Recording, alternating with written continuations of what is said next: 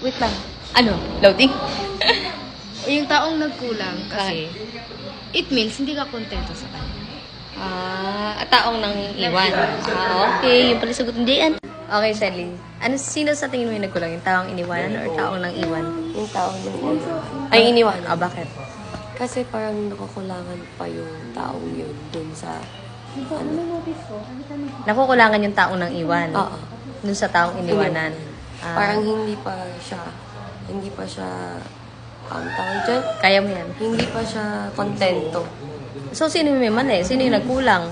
Yung iniwanan. Ay, yung... Ano ba? Ayoko na nga. Okay, ikaw, Anya. Sino sa tingin mo yung nagkulang? Taong inang iwan o taong iniwanan? Both. Isa lang. Both talaga. Isa lang nga. Siguro yung... Ano? Hindi ko alam